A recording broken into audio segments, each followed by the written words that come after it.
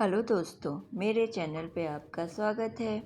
आज हम 3 ऐसी कहानियाँ सुना रहे हैं जो बच्चों को अच्छी सीख देंगी। आइए सुनते हैं। पहली कहानी है बाज की सीख। एक बार एक शिकारी जंगल में शिकार करने के लिए गया। बहुत प्रयास के बाद उसने जाल में एक बाज पकड़ लिया। शिकारी जब बाज को लेकर जाने लगा तब रास्ते में बाज ने शिकारी से कहा, तुम मुझे क्यों लेकर जा रहे हो? शिकारी बोला, मैं तुम्हें मारकर खाने के लिए ले जा रहा हूँ। बाज ने सोचा कि अब तो मेरी मृत्यु निश्चित है।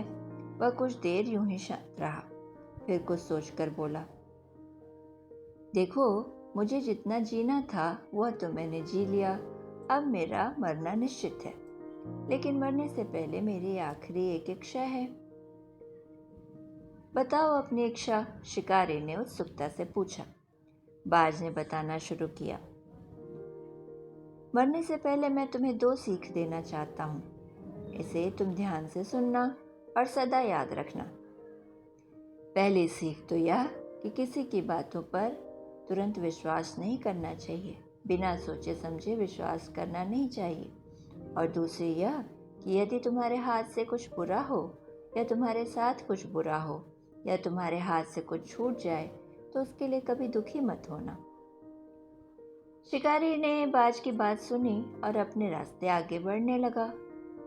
कुछ समय बाद बाज ने शिकारी से कहा, शिकारी, एक बात बताओ, अगर मैं तुम्हें कुछ ऐसा दे दूं जिससे तुम रातों रात अमीर बन जाओ तो क्या तुम मुझे आजाद कर दोगे? शिकारी फौरन रुका और बोला, क्या है वो चीज, जल्दी बताओ।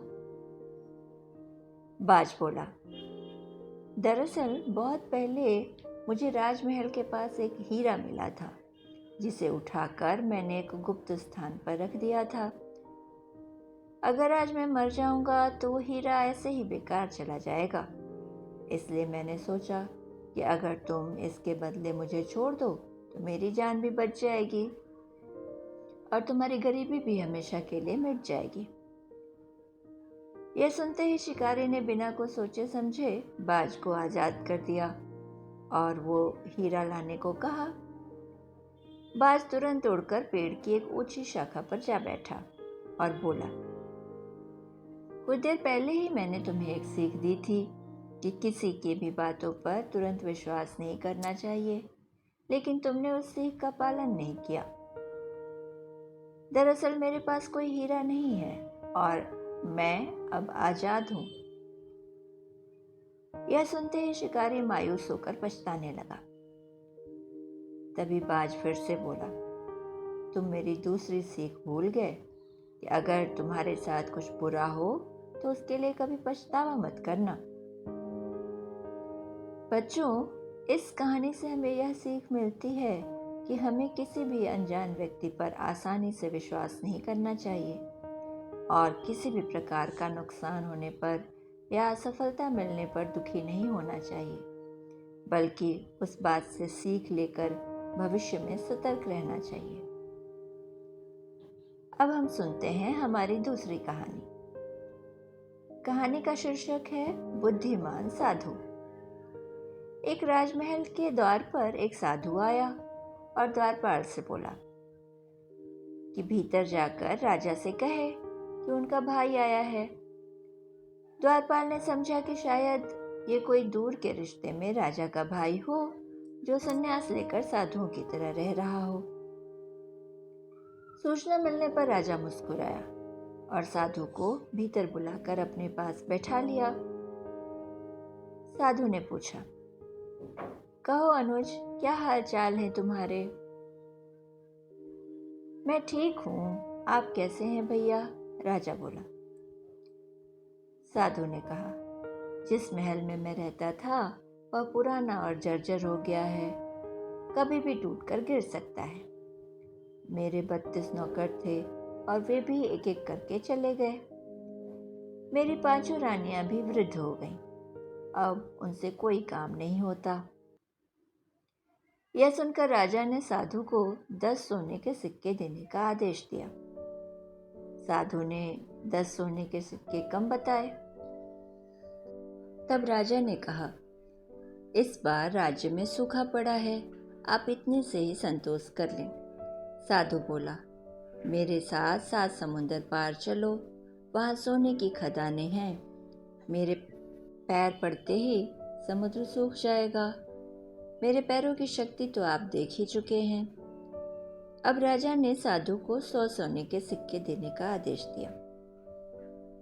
साधु के चले जाने के बाद मंत्रियों ने आश्चर्य से पूछा, क्षमा करिएगा राजन, लेकिन जहां तक हम जानते हैं आपका कोई बड़ा भाई तो है नहीं, फिर आपने इस ठग को इतना इनाम क्यों दिया?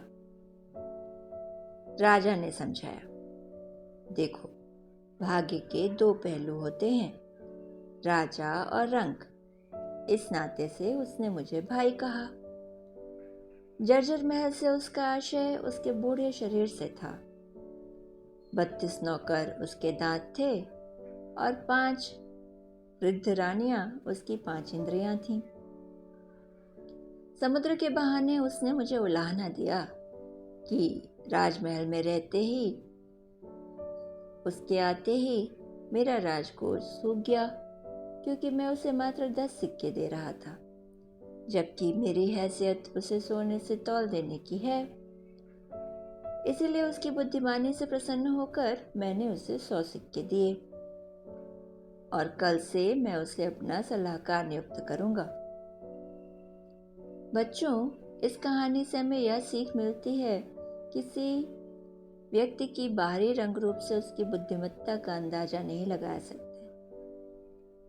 इसलिए हमें सिर्फ इसलिए कि किसी ने खराब कपड़े पहने हैं या वो देखने में अच्छा नहीं है, उसके बारे में गलत विचार नहीं बनाने चाहिए। आइए अब तीसरी कहानी सुनते हैं। शीर्षक है मेहनत का महत्व। राहुल एक समझदार लड़का था, लेकिन वह पढ़ाई के मामले में हमेशा मेहनत करने से बचता था। एक बार उसका पसंदीदा कप टूट गया तो माँ ने उसे बाजार से खुद जाकर एक अच्छा कप लाने को कहा। पहली बार राहुल को इस तरह का कोई काम मिला था तो वह मन ही मन खुश हो रहा था कि चलो, इसी बहाने उसे बाहर जाने को मिलेगा और उतनी देर कोई पढ़ने के लिए भी नहीं बोलेगा। वह पास के बाजार में जा पहुंचा और इधर उधर कप ढूंढने लगा। वह जो भी कप उठाता उसमें कोई न कोई कमी होती, कोई कमजोर होता तो किसी की डिजाइन अच्छी नहीं होती। काफी खोजने पर भी उसे कोई अच्छा कप नहीं दिखाई दिया तो वो मायूस होकर लौटने लगा। तभी उसकी नजर सामने की दुकान में रखे एक लाल कप पर जा टिकी। उसकी चमक और खूबसूरती देखकर राहुल खुश हो गया और झट से दुकानदार से वो कप हाथ में लेकर देखने लगा। कप वाकई में बहुत अच्छा था। उसकी मजबूती, उसकी चमक, उसकी शानदार डिज़ाइन, हर चीज़ परफेक्ट थी। राहुल ने वो कप खरीद लिया और घर चला गया। रात में भी वो कप अपने साथ लेकर बिस्तर पर लेटा और देखते देखते उसे नींद आ गई।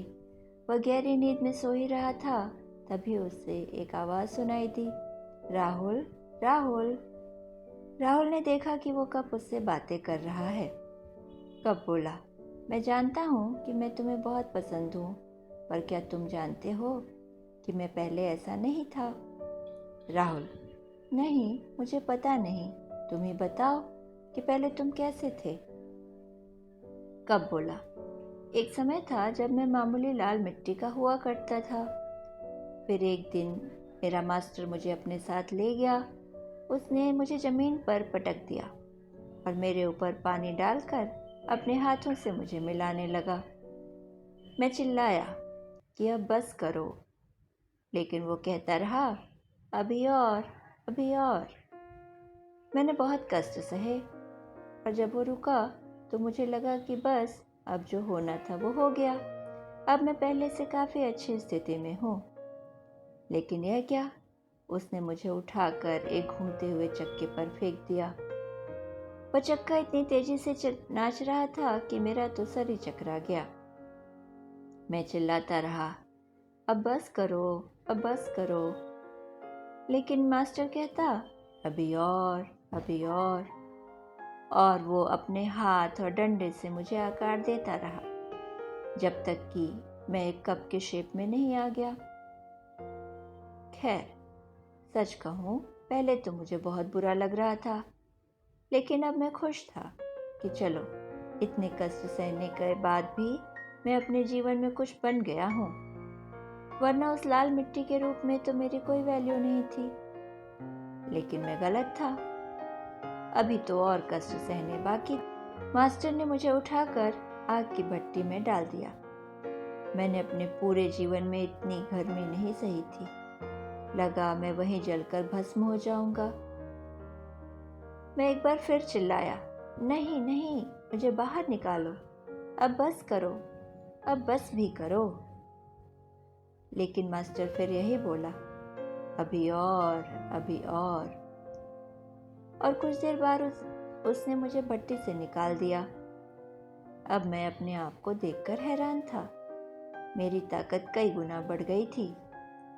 मेरी मजबूती देखकर मास्टर भी खुश था। उन्होंने मुझे फौरन रंगने के लिए भेज दिया और मैं अपने शानदार रूप में आ गया। सचमुच उस दिन मुझे खुद पर इतना गर्व हो रहा था जितना पहले कभी नहीं हुआ। हाँ, ये भी सच है कि उससे पहले मैंने कभी इतने मेहनत नहीं की थी, इतने कष्ट नहीं सहे थे।